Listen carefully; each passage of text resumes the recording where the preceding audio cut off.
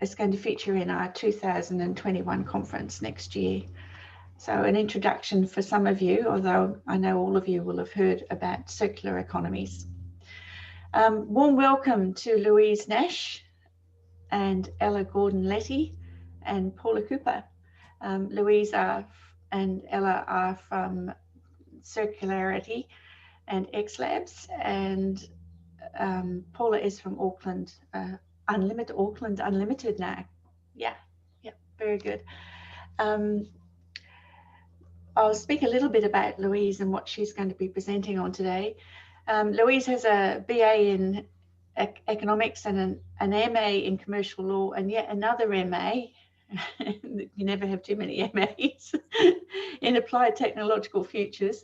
She's well qualified to advise on circular design and transformation for businesses who are intent on resilient future. In 2020, Louise introduced X-Labs into the Auckland region, the first economy lab in Auckland, with the support and facilitation of Paula from Auckland Unlimited.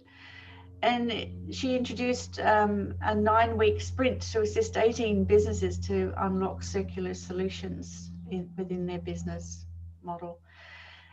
I haven't known Louise long, but from what I have seen and heard, she's an absolute powerhouse in her field and is going to speak today about the journey from linear to closed loop, disruptive bravery. That's going to be an interesting topic for me, and more. As I said, Louise is joined by Ella, also from Circularity. Welcome both Louise and Ella and Paula, and over to you. Yes, thank you so much, Susan, and welcome everyone. Can I just do a sound check? That sounds all good, Susan? Yep, all good. Yeah, fantastic. Well, yeah, wonderful introduction. Thank you so much, Susan. And yes, kia ora everyone, and I really want to appreciate the time that you've taken out today. And Ella and I have created a short presentation and overview of what circular economy looks like in practice. We really are committed in this market and around the world to shift the theory into action. And so we thought that would be very pertinent for this group to see what that looks like when you start applying the principles and making it all happen. And nowhere did we do that more than with X-Labs. And so we've got some stories to share from that for you today. Without a doubt, we are tackling the systemic challenges of waste and emissions. But what we really love about the circular economy approach is it unlocks new value for businesses while regenerating our natural resources. So yes, kicking through there. Great introduction, but we are Circularity, so we are a circular transformation partner. It does take transformation to shift from linear to circular, and we believe it's a better way of doing business. So that's how we position ourselves. We're building a bit of a team at the moment. And so there's myself, I won't intro, Susan did a great introduction, but we also have Bree Asmuswich, who co-designed X-Labs with me and works very closely on our projects, because what we've discovered in circular economy and practice is that you need a great brand, and you need a great vision, and you need some storytelling. So Bree leads that work. And also joined us just recently is Alyssa Smalls, who is a fantastic resource in this country around behavioural change. And again, what we found with circular economy and practice is we're dealing with people and change. And so she's come on board to help advise on that. And I'll let Ella introduce herself and say hi now. Can you jump on, Ella? Yeah, kia ora everyone, and thank you so much for having me here today. So my career has involved lots of weird and wonderful things, but always focused on resources. Started off in waste management, then moved into management consulting using human-centered design, so helping businesses and organizations solve their problems using those design thinking approaches. And then we started a sustainability team at a big firm and really got in the trenches of what transformation means for big companies or big organizations trying to turn their operations around. And Lou and I met, it must have been maybe 18 months ago, with the shared passion for circular economy, and joined Lou soon thereafter. So looking forward to sharing this presentation with you guys. Yeah, thank you, Ella. And you know, this is really key for us to bring people on and provide experience and unlock the passion for circular economy. So the problem that we want to address, what we're focused on at Circularity, is really what we call the environmental impact of business as usual. And this is, for many of you, you know, zooming in, this is caused by what we define as the linear approach to our resources. So it's a systemic issue, it's a systemic structure to our economy, where we take from the earth and our resources, we make the products and the things that we need, and then the majority of it gets thrown away and ends up in the environment. And you might have seen recently, it was just announced in the last couple of days, that the weight of what we have produced as people in the world now almost outweighs what nature has produced by sheer weight and volume. And that's all based on this linear approach. So our approach to tackling this is the idea that you can't solve it unless you start viewing it as a system. And you've got all these challenges that we're facing that are colliding at the moment, and often it's a real struggle. And a lot of businesses we work with, you know, it's where do we start? You know, what problem do we want to tackle? The reality of this is that they're all interlinking, they're all interconnected, and they all operate within the system of our economy. So we bring systems thinking to this. We diagnose the problem, and we define new practices, and then we test and learn how those new practices operate within the system. A bit like policy planning, if you like. So to be able to understand what the kind of cause and the response is in this crazy complex world we're now working in. Our vision for Aotearoa is a circular economy with more regenerative ways of not only working, but living, but also creating. We are creative beings. We can't help ourselves to build and make and create, but what we're proposing is that we find a better way to do that. One that doesn't have the environmental impact, and that we might measure the economy by the health of our living systems. You know, there's a lot of debate around GDP being a measure of our health, and we believe that human and planetary need to be side by side.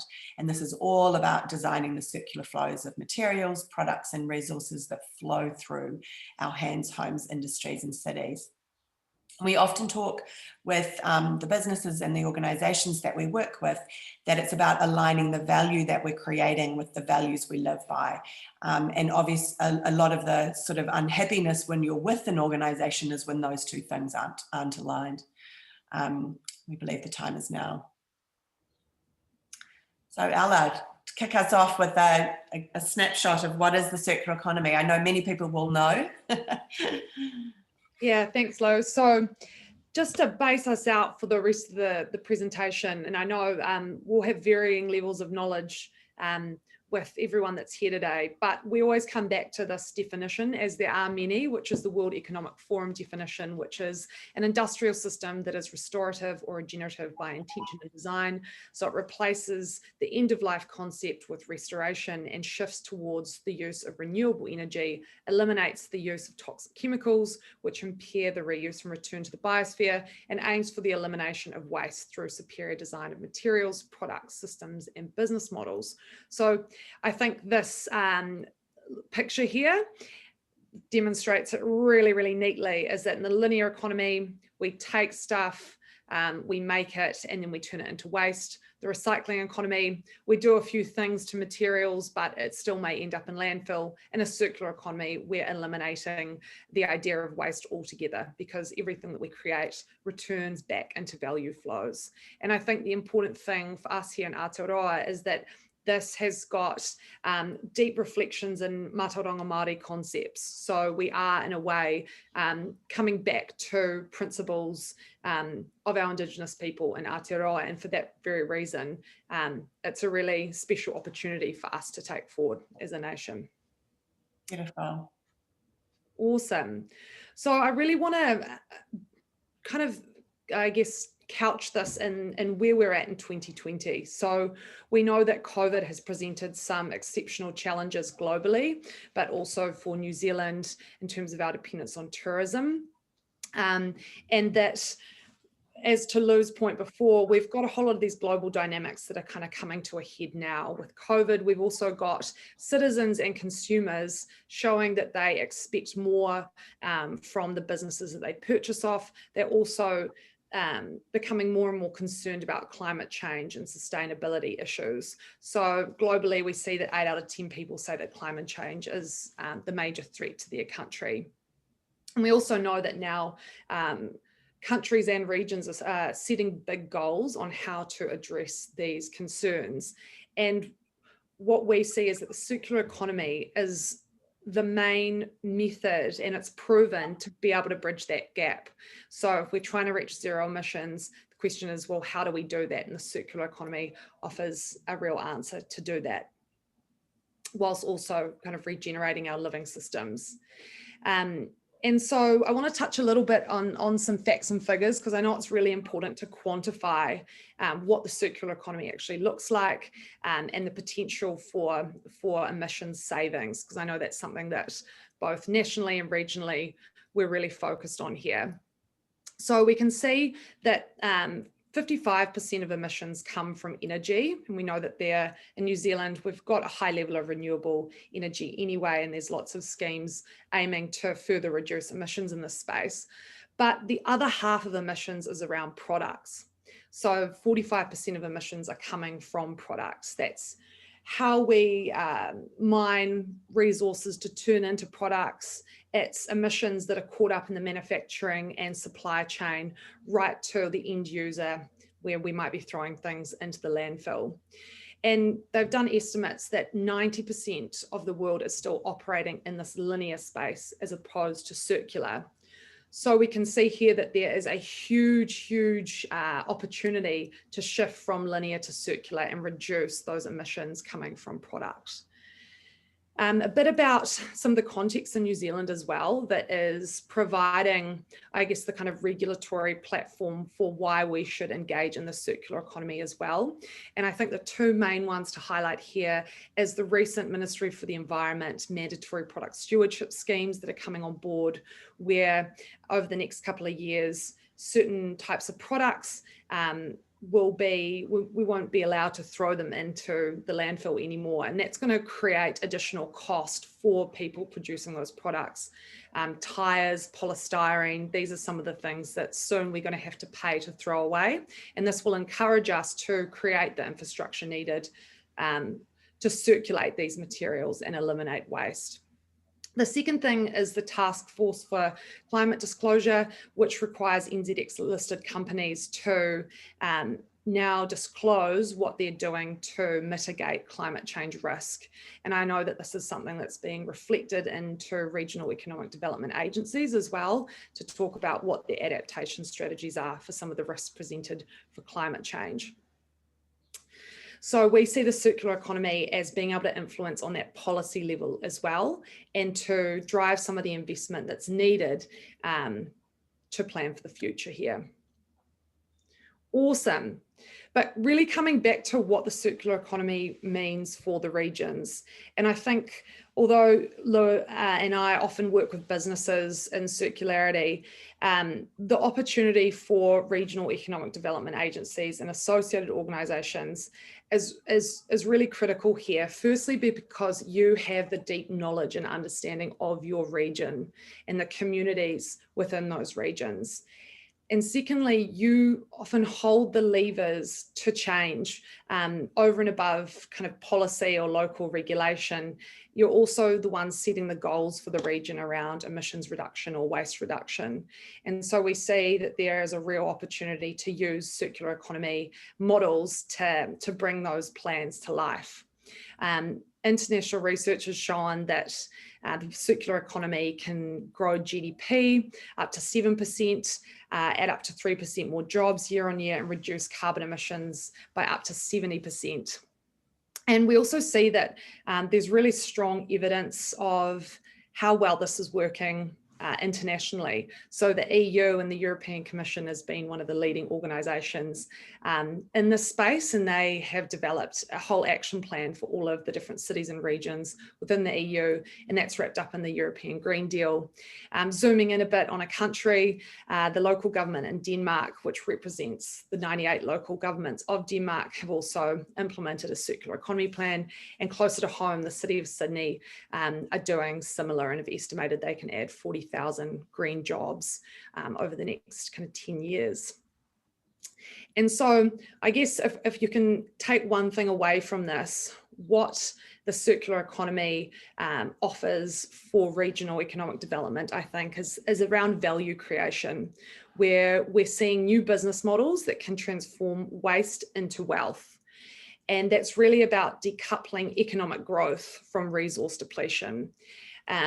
And a recent study for Auckland that was completed vividly highlighted that we could liberate up to $8.8 billion in additional economic activity whilst reducing carbon emissions. So that really shows that we can achieve that economic growth, but we don't have to create more emissions. In fact, we can reduce them.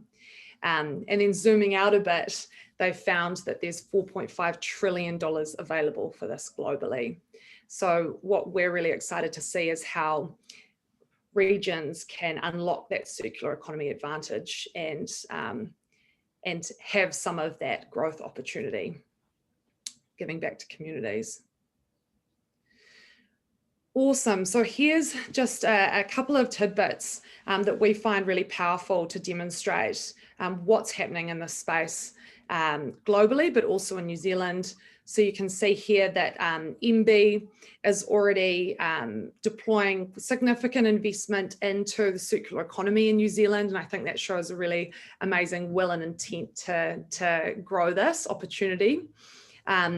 We've got internationally the World Economic Forum in partnership with Accenture starting this thing called the Circulars Accelerator, where they put a call out for businesses all over the world to come up with ideas that can be scaled across the globe. You can see down the bottom here, we've got some of the world's leading organizations such as BlackRock, the world's biggest investment company, who have got circular economy funds starting up and have got sustainability written into their investing rules.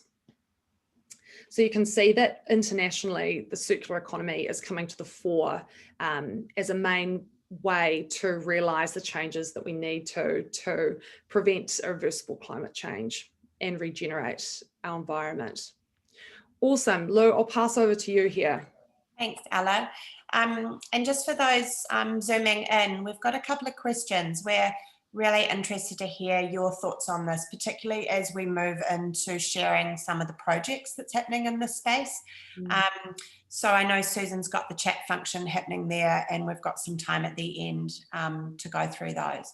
But this is the part where we sort of start setting up, well, what does it look like in practice? And for the work of circularity, we really see a new breed of business rising up. Though really, that whilst they're daunted by these challenges, they really see it as an opportunity to redesign, to reset, and to reevaluate how they've been operating. And what we do at Circularity is connect them to essentially a toolkit for systems change. So we look at, what are the best enablers for them to shift from linear to circular.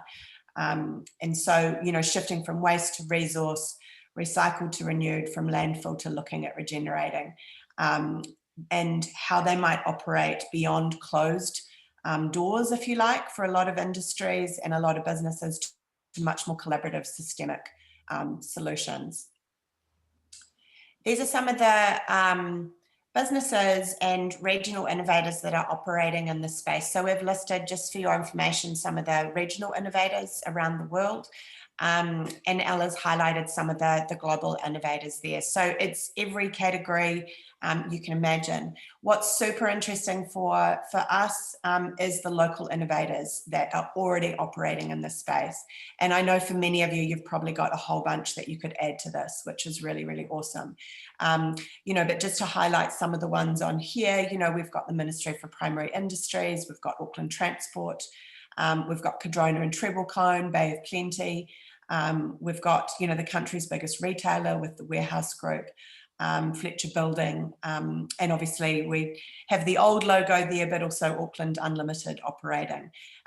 So if you can imagine if these businesses start operating in circular economies, the impact that has on the way our food system, the way we build and design our homes and our transport system, and how we sell or give people access to goods. So the potential is really fantastic. Awesome. So a good way to think about this is we're transitioning to a way where we're working with nature, not against it. And we look to nature as a really good model for how we should be operating as an economy. So we know that in nature, there's no such thing as waste. The waste of one thing becomes the food of another. And that's how we want to transition to working. So, you know, one output from a factory becomes the input for someone else's product, and on we go. And we can really look to Earth's biological cycles, as you can see in this diagram here, and look at these kind of cascades of loops where outputs become inputs. And we can see that that's really reflected in our kind of technological cycles. And what this means in reality is investment in infrastructure of being able to valorize different types of waste streams to turn it into inputs for other things. It's about maintenance and reuse and repair. Lou will go into some examples of that later. But for example, in the UK, when they're building new roads or dismantling a new one, they do things like making sure they reuse all of the materials from that old road and turn it into other things so that there's nothing being sent to landfill. And we always come back to these three core principles that exist in a circular economy. That is designing out waste. The second is to keep materials in use and at the highest value. And the third is that we regenerate living systems while we are making, creating and recycling. Thanks, Ella. So just to highlight for your information, for our projects, we tend to replicate this butterfly chart for specific industries. We did one recently for the aquaculture industry of the Bay of Plenty, and we actually specified what these cascade valorized opportunities are for the aquaculture industry and how they might shift infrastructure that they're building and using and all their materials into more of a reuse access-based model. Obviously, managing biodiverse materials. So just going through each principle and highlighting some examples. So this is about principle one. So, you know, when we work with organizations around this, we tend to look at what harmful materials and processes that there are, really rethink what the need is for those things. Do we really need, you know, that sticky label that goes on everything 100 times? You know, can we shift to digital labels? But it's really rethinking about how we can redesign what we're using with recovery and reuse in mind. And you had an example here around the motorway. Was that your one about the reusing the roads, Ella? So what's some of the examples that we've worked on? Well, we took on this project with APL Manufacturing. For some of you might know about APL, they produce about half the country's windows and doors. It's a privately owned business run out of New Zealand. It's one of our biggest success stories locally. And they're in the aluminium business. You'll see here, they have about 10 businesses that run under one brand, one holding company. Now they asked us to come and design out waste, and you can see from this picture here, we had our work cut out for us. They are currently using 1 million pieces of polystyrene a year to transport aluminium from their manufacturing out to their fabricators and then onto the sites. And so we've been working with them specifically around how we design that stuff out. We've been thinking about the properties of aluminium, how it mars and it moves by scratching when it moves on trucks throughout the country, different types of smart materials that we might use, but also different kinds of processing where we don't need any materials or packaging at all in the transportation of that. So we've actually been working with them for about 12 months on that project. The second principle about keeping materials and uses in flow is really about thinking how we close the circularity gap. So how we might be looking at reselling, repairing, reusing, remanufacturing, and recovering these resources so that we don't necessarily have to go back to take from the resources again, even if they were renewable, that we could make things and use things and keep that loop going. And Ali, you had an example here that you pulled up in terms of Brussels, which is phenomenal when you think about, there's some estimates that New Zealand's landfill has half of it as construction waste. Mm. So what have we been doing in this space? One of our first projects we worked on was with EcoStore for their packaging. We hosted a circular design day with them and they prototyped a whole bunch of different solutions, but this is one that they settled on because they're currently working with a renewable sugarcane plastic that they import. They really like the renewable material. There's no local sources for that currently, but they did want to explore the option of how they might remake using that same material. So of course, the biggest problem that they were facing is our recycling infrastructure. So at the time that material, that bottle wasn't able to be recycled, it was really problematic for a lot of the recycling centres. So we went about designing a system that actually empowered and enabled consumers and people to drop off those bottles through a school network. Which is now, there's about 120 of them throughout the country. Then EcoStore collected those back up, reground them, and remade them into bottles up to 11 times. So we explored a whole bunch of different prototype ideas in this. We looked at how we might grow reusable, refillable bottles. We looked at how we might use not necessarily schools, but other places in the community. But when we started working with schools around how concerned children and families were about plastic and the environment, we knew that this was a great audience that we could unlock value for both of us. So we had the great pleasure of hosting co-design sessions in schools with this program. And what schools told us they wanted in return was a whole bunch of resources around what is plastic, what is renewable, the kinds of consumer behaviours we want to see, and a whole lot about circular economy. So we did a big resource program with them for that at the EcoStore. Principle 3 is all about regenerating living systems for thrivability. So this is all about, obviously, human health is really connected to the health of our living systems, and how we might work with the health of our living systems. Not only we found most businesses don't even think about that they're operating within a living system, but also how we might give access to the results of how the health of these living systems.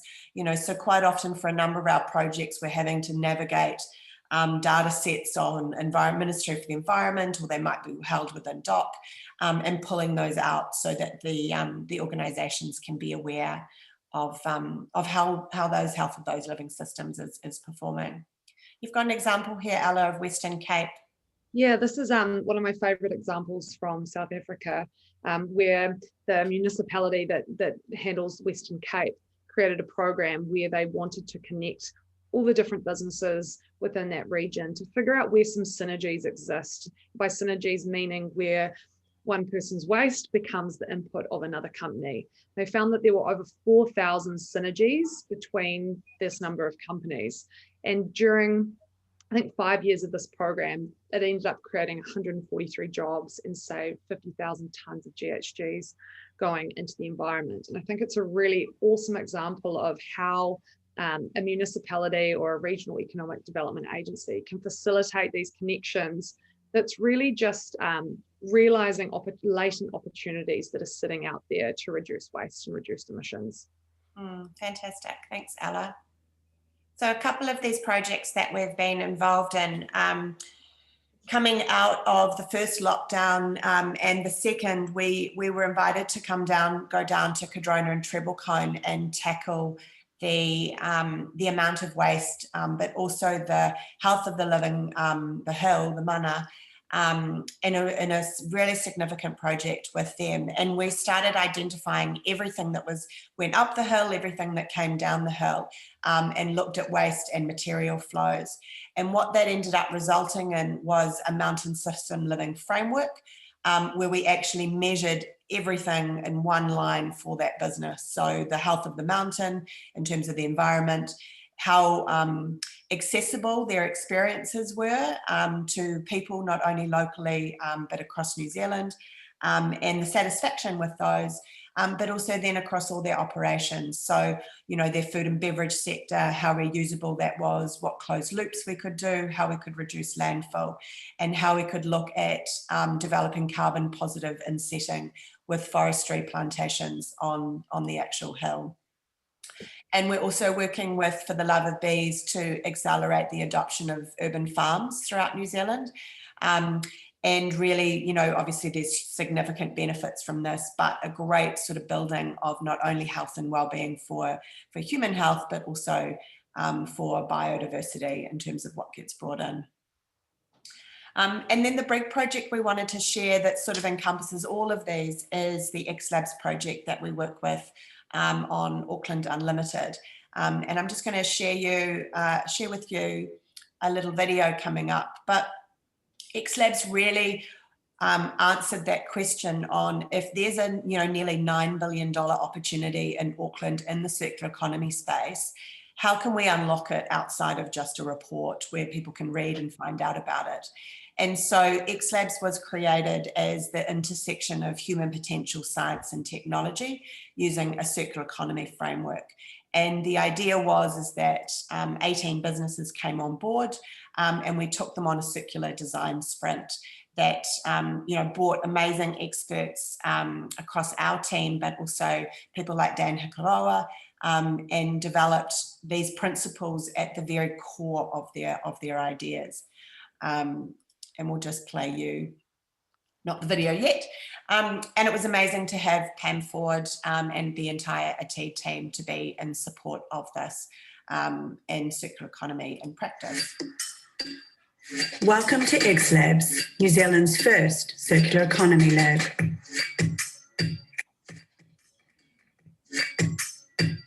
X-Labs is a space where businesses, industries and people come together. A circular design sprint, a program like no other.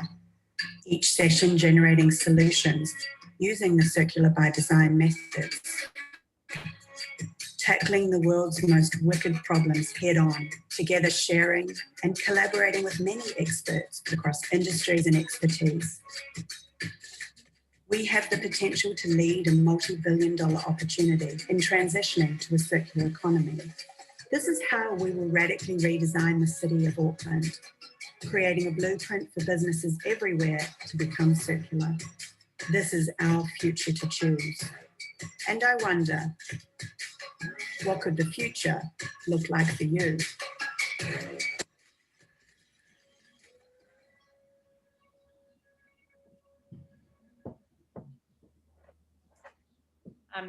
So we were incredibly humbled to lead this significant piece of work in the Auckland market. And really at the heart of it were what we work with is circular by design methods. And so each day we came into the lab and the teams came in with us, 18 teams, all with about 3 to kind of 6 people in each team from a business. And they got to work with each of these circular principles each day they were into the lab and ideate solutions based on their business challenge. And then at the end of it, they were enabled, we coached them on prototyping and pitching solutions to those ideas. So these are just some of the businesses that were involved and some of the output of it. For those that followed our progress, you'll know that we ended up going into lockdown on day 4, the first lockdown. So we ended up shifting the entire X-Labs program onto Zoom, which I'm very thankful for my team and all the businesses who continued to be part of it. And they all credit being able to make it through lockdown because they had this program supporting them. So these are some of the ideas that came out of it. So Haka Tourism was one of the key players in the lab, and we were thrilled to work with a tourism partner that obviously during this period was going through some really big challenges. In fact, the team that we worked with, only half of them managed to retain their job throughout the whole period, but they all continued to develop their ideas. So they actually looked, obviously carbon emissions is one of the biggest things facing this industry. So they designed solutions across transport, but also the use of single-use plastic packaging. They looked at ways that they could run off renewable energy sources for their buildings that they operate in. Bobox, for those that are aware of Bobox children's shoes, one of New Zealand's greatest export stories. They produce, or they discovered that about 1 million pairs of children's shoes in this country go to landfill every year.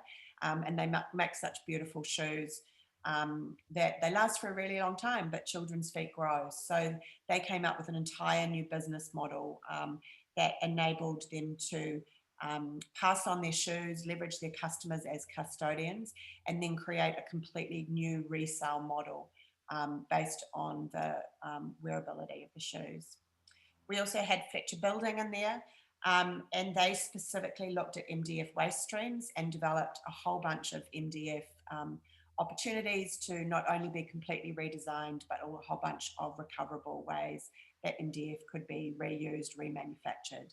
And in fact, they ended up with a Callaghan R&D grant, which they're moving into at the moment. And we had the Warehouse Group, which tackled textile waste. And we actually ended up with the buying team, which was really fascinating. So they were very much used to buying product globally for this, but they completely reinvented an opportunity for the Warehouse Group, which meant they didn't buy, they worked with recovered materials in the textile and bed linen space.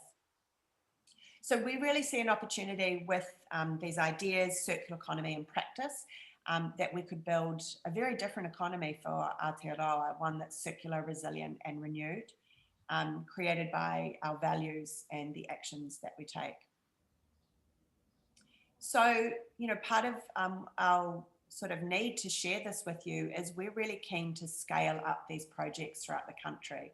And we would love the opportunity to find partners that are wanting to do the same thing, that are wanting to rebuild the economy. So whether that's bringing the power of X-Labs to your city, to your region, or even a university campus across New Zealand, developing new projects across and within sectors.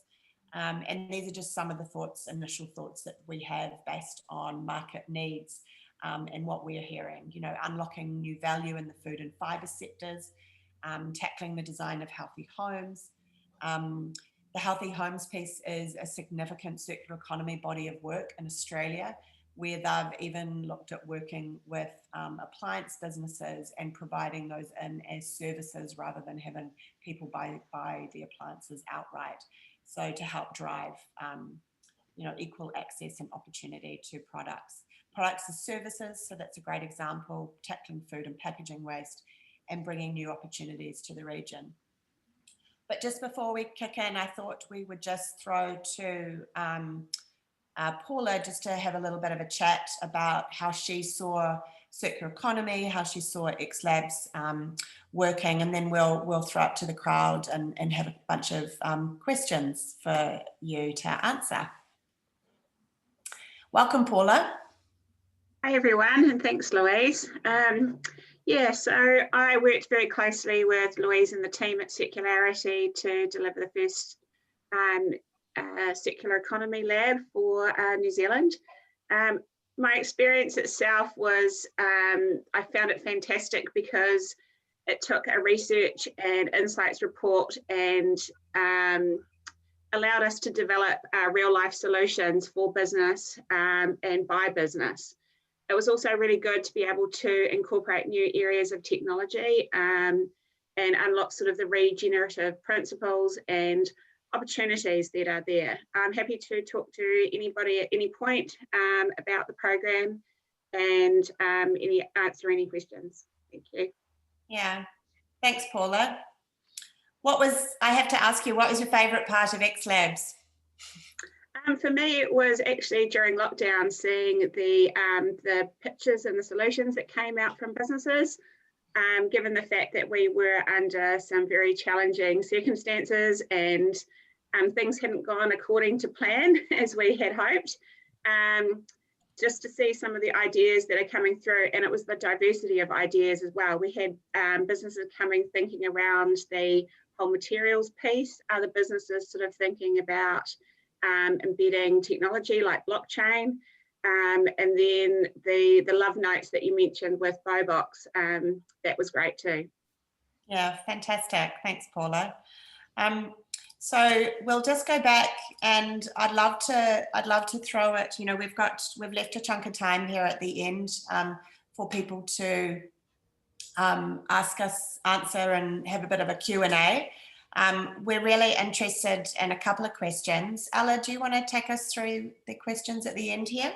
Yeah, absolutely. So we're really keen to hear from you guys about what might unlock the circular economy in your region, as well as how might a program like XLabs accelerate that opportunity that you see in your region.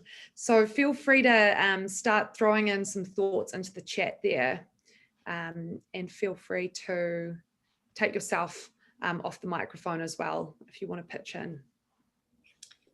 And just if you've got any general questions for us.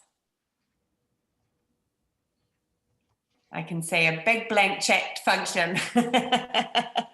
Susan, you might have a question for us to kick it off. Oh, okay. It occurred to me that while you were speaking, that whilst many companies may want to embrace the change,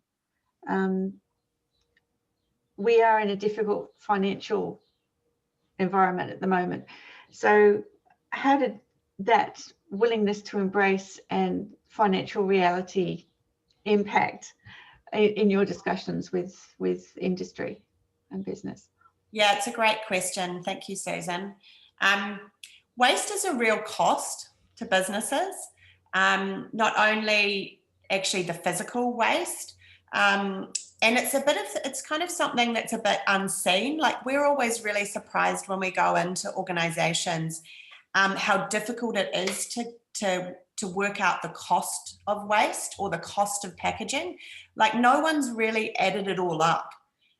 So my sort of, I guess, counter to the thought that, oh, this is an expensive exercise or how do we do it, is actually people don't realize the actual costs that they're already paying for this stuff.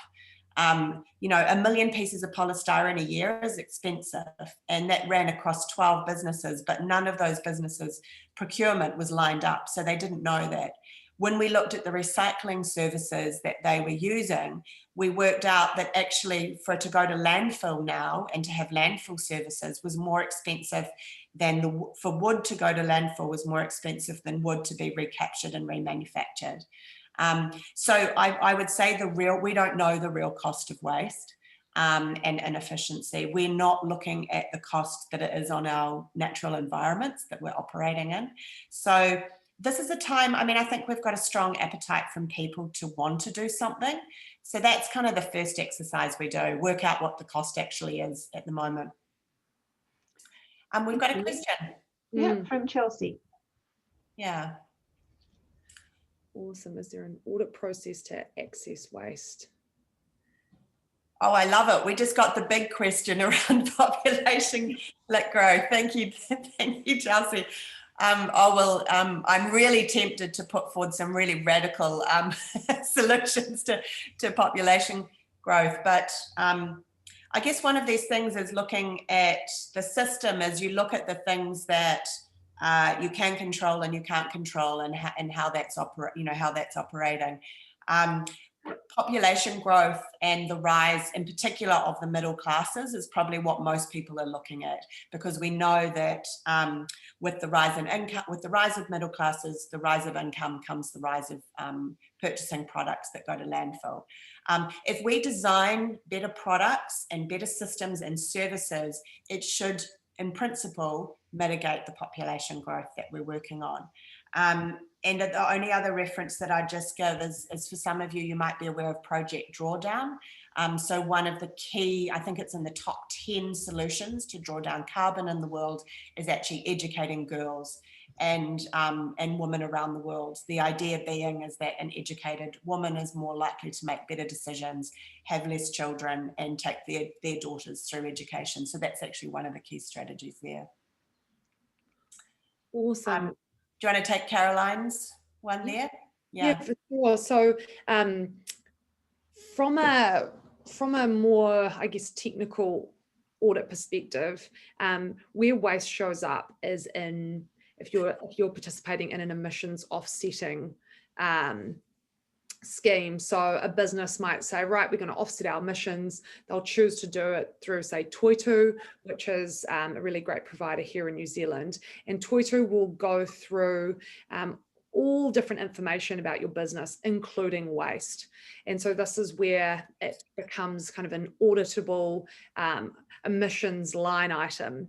So that's one place it shows up. I guess on a more practical level, when we're dealing with businesses, to Lou's point, sometimes they're not really measuring how much waste is costing with them. So literally, sometimes it's about meeting with leadership within different business units and getting data and doing some data analysis, lining up, who their providers are and the monthly cost of that, and coming up with a number and presenting it back into businesses. And to Lou's point, oftentimes it's quite shocking to businesses because they haven't really calculated that prior. And then on top of that, I guess the real impact happens when you can show them the cost savings and emission savings from diverting waste from landfill and feeding it back into a value creation loop. So the first phase of our projects generally involves a waste audit, so that we've got some real numbers to work with. But it tends to be part of that. Got a little note from Harley. No problem, Harley. Nice to have you on the call here today. Hopefully we'll chat soon. Hey Louise, it's Paula here. I remember from our first X Labs earlier in the year, we had lots of businesses from all sorts of different types of sectors. Yeah, it can be quite challenging for businesses when they think, oh, how does circular economy apply to my sector, when they see other solutions that don't apply to them. What are your thoughts on how do you get businesses thinking about that? So can I just rephrase that, Paula? So Yeah, it's sure. how to make it relevant to businesses? Yeah, to a business in a particular sector. I mean, we're in most businesses that we work with, or regions like Bay of Plenty or Auckland, is everyone's really clear on the need that we need to change business as usual. So I think that's the starting appetite, right? And then everyone just sort of goes, well, where do we start? So for a lot of people, the journey they start with is on the carbon emissions piece and developing goals around that. But then once you get into these projects, you realize that it gets really complicated and sticky, and how to solve those requires a really robust process around it and some good data work. We also find, probably to your point, Paula, is that a solution exists in another industry for an industry, for a business. So we recently had this, we were part of some MPI workshops that involved the food and fibre sectors. And we were amazed at how much infrastructure there is in the food and fibre sector that not many people would know outside of that sector. It might be used by the wine industry, or it might be used by the kiwi fruit growers. but there could be a infrastructure solution for another industry and business. And what we heard loud and clear from that sector is they actually don't want to only work with businesses within that. They want to be collaborating significantly with other sectors, the building and construction. You know, so there's a real need from industry to do that. We've got a question from Anne Duncan. Are there any good metrics for circularity in the business sector level? Yeah, so there's a bit of debate around this. If you're not 100% circular, do you even get a measure, right, of circularity? But yes, there's really great metrics. We work with metrics around circulating resources. So we tend to measure the percentage that's being circulated. There's some stuff out of the Ellen MacArthur Foundation as well in that space. What we have developed specifically for the New Zealand market, and we're just beta testing this at the moment, is a number of businesses and brands have approached us and said, when we do this work with you around circulating our resources, you know, whether it's a pair of jeans or the EcoStore bottle, we would like a metric and a certification to do that. And so we're offering those partners the opportunity to use our circular logo, and that we will actually provide a certification for them to demonstrate to their customers and staff and stakeholders how circular they are. Great. Any other questions coming through? Would anyone like to do any follow-up to this webinar? You're welcome to kind of pop your details in, and I think Susan's going to do a little closing at the end, and if anyone wants us to do an email follow-up, we can do that as well.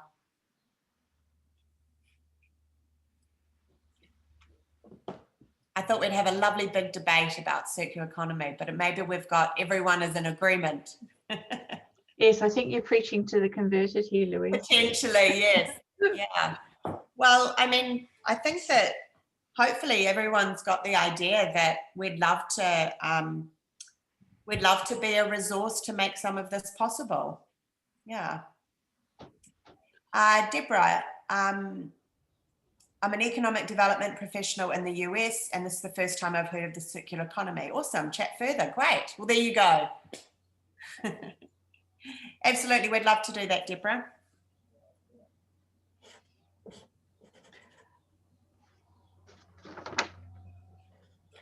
We did have, oh, we've got another one.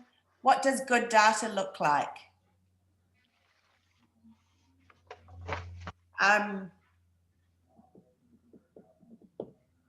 Chelsea, that's quite a broad question.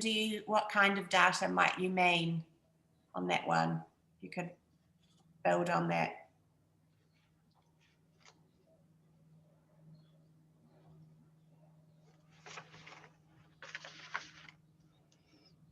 For a lot of projects, the kickstart of them is thinking about, it's almost what keeps you up at night. You know, what's the challenge that you really want to tackle for your clients that you're working with, or your projects? You know, what's the one little niggle that you have? I know for APL, the polystyrene piece was massive for their staff. You know, that really troubled them. They really didn't like handling it. But it became a necessary evil. And once we got in and started understanding the use of polystyrene, you know, we're going to go on to completely reinvent how aluminium's transported for their the industry, because they are half the industry. Chelsea, you've come back. What kinds of metrics are you using to measure circularity different than traditional measures? I'm not sure what traditional measures there might be. But Chelsea, we're happy to follow up directly afterwards and have a chat about the circularity methodology and its metrics, and we can go through that. It's essentially looking at material flows through a city or a region or a business, and at what percentage are they being recovered, reused and remanufactured. I think that toolbox that you spoke of, or toolkit, I think was a term you used earlier, would be an invaluable thing to have a look at.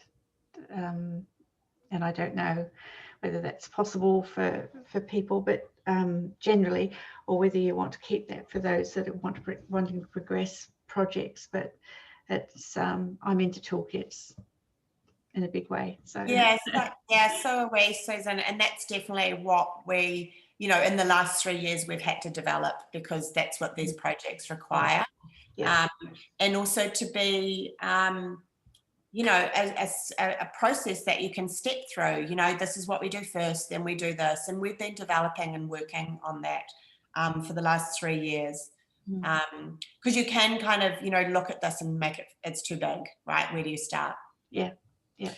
So if we begin a project, that's something that we kickstart off in, and we have a kick-off session where we share that the organisation looks at what opportunity or impact they might want to focus on, and then we apply the toolkit with the theory of change around how we might go forward. Yeah, I think let's wrap up. That sounds really good. Thank you everyone for your questions and your feedback and your time. It was really wonderful to be here with you all.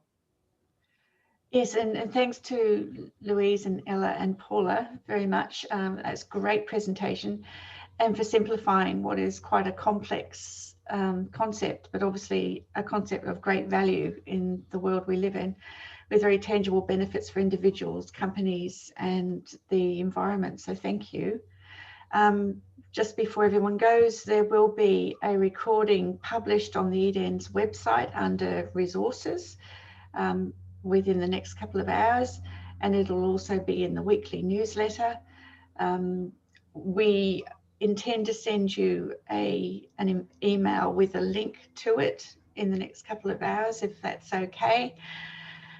And whilst I have you in the room, so to speak, can I encourage you to go explore the World of Learning courses planned for 2021 by going to the training menu on the Eden's website.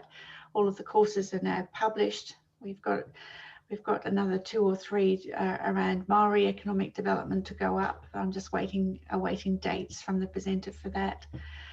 And other than that, have a wonderful Christmas and a wonderful break, and recharged, regenerated, and looking forward to it through 2021 that is as far away from 2020 as we can get. So thank you all for attending. Look forward to seeing you in the new year. Thank you so much, Susan. Thanks everybody. See you later. Yeah.